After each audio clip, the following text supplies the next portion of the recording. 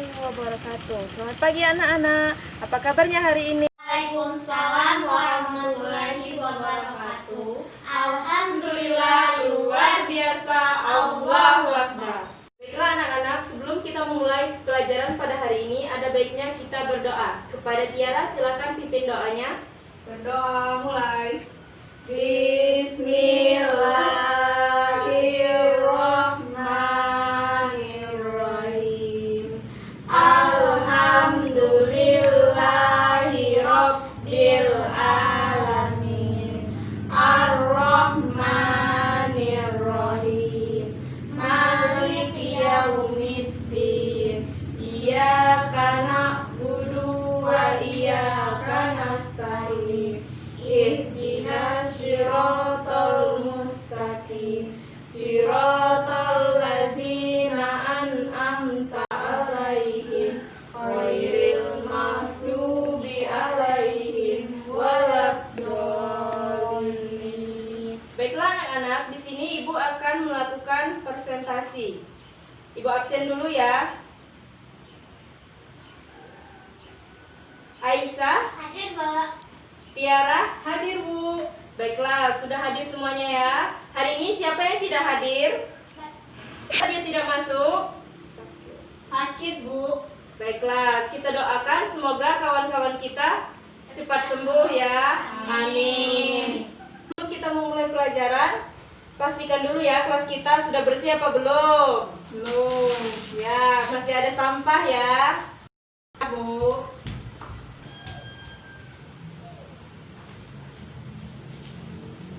Sudah bersih? Sekarang marilah kita menyanyikan lagu Garuda Pancasila. 1, 2, 3.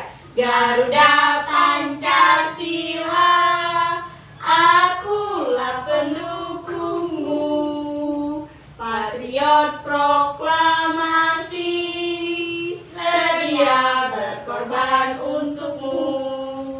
Pancasila dasar negara, rakyat adil makmur sentosa, pribadi bangsaku. Ayo maju, maju, ayo maju, maju, ayo maju, maju. Ini kita akan belajar tentang tema 5 ekosistem. Pada dasarnya, ekosistem yang ada di dunia ini terbagi menjadi dua, yaitu ekosistem alami dan ekosistem buatan. Ekosistem alami terdiri atas ekosistem air dan ekosistem darat. Ekosistem air terdiri atas ekosistem air tawar dan ekosistem air asin. Sedangkan ekosistem darat terdiri atas ekosistem hujan, hutan, padang rumput, padang pasir, tundra, dan taiga. Seperti yang ada di gambar ini adalah contoh ekosistem air tawar. Ekosistem air tawar contohnya danau, kolam, dan sungai. Ekosistem air tawar mendapatkan cukup sinar matahari. Dan tumbuhan yang paling banyak hidup pada ekosistem ini adalah ganggang hijau. Sedangkan ekosistem air asin contohnya seperti ekosistem terumbu karang, dan ekosistem laut dalam. Sedangkan gambar ini yaitu ekosistem darat, contohnya seperti ekosistem hutan hujan tropis, sabana, padang rumput, gurun, taiga, dan tundra. Ekosistem darat ini dibedakan menjadi 3 curah hujan dan iklim. Ini adalah ekosistem padang rumput, ekosistem gurun, ekosistem tundra, dan ekosistem taiga. Baiklah, di sini Ibu membawakan media contoh dari komponen biotik dan abiotik. Ini salah satu contoh dari komponen biotik dan abiotik. Komponen biotik merupakan komponen yang meliputi makhluk hidup seperti contohnya tumbuhan dan hewan. Sedangkan komponen abiotik adalah komponen yang meliputi seluruh benda mati yang ada di permukaan bumi. Contohnya seperti pasir, udara, batu, dan air.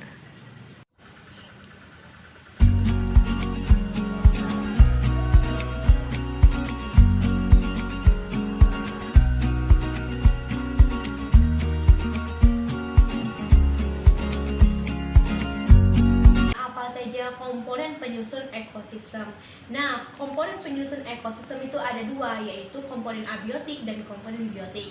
Komponen biotik itu artinya komponen yang berupa benda tak hidup seperti tanah, pasir, batu-batuan, dan air. Sedangkan komponen biotik itu adalah benda yang hidup atau komponen yang dia itu hidup seperti tumbuhan. Sini Ibu akan membagi kalian menjadi 3 kelompok, yaitu kelompok 1 Maya, kelompok 2 Aisyah, dan kelompok 3 Ani.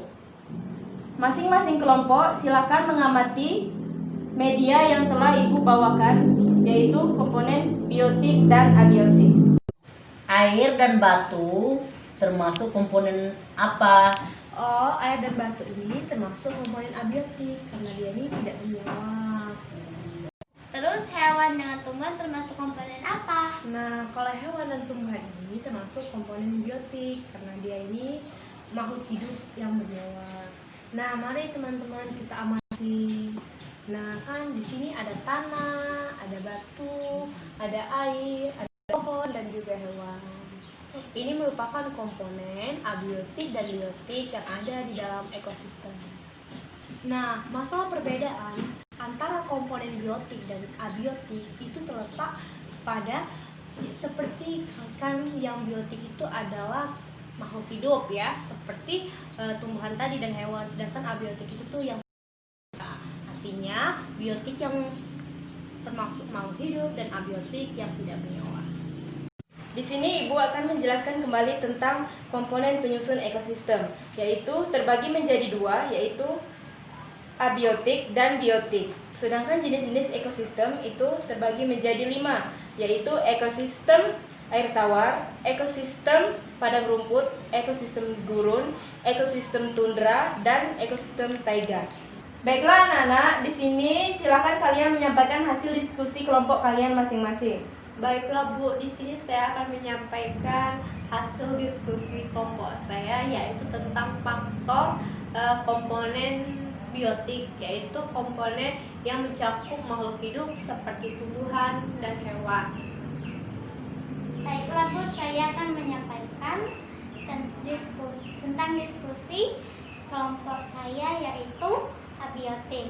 Abiotik merupakan komponen benda-benda mati atau benda-benda tak hidup. Di sini Ibu akan memberikan kalian tugas, silakan kalian kerjakan.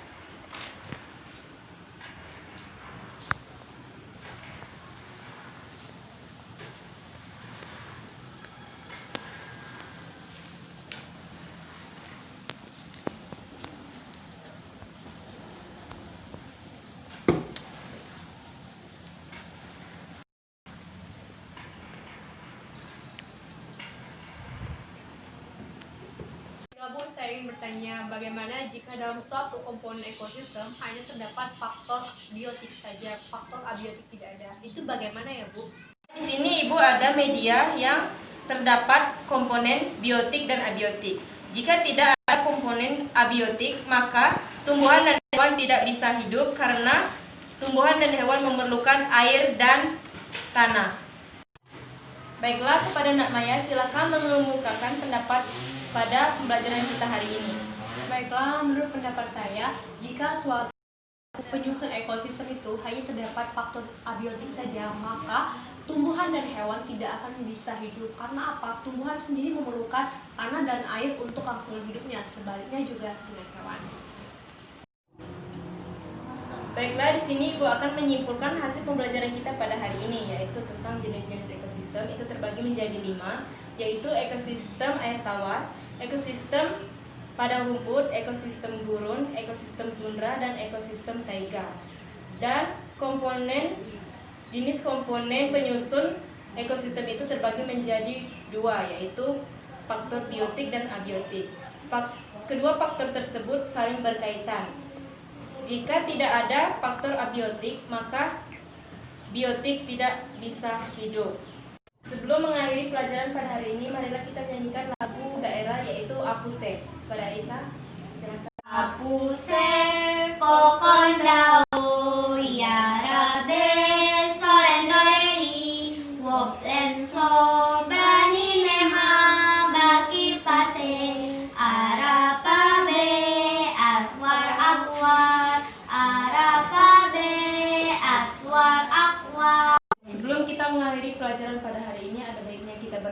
Pada Aisyah silakan pimpin doanya.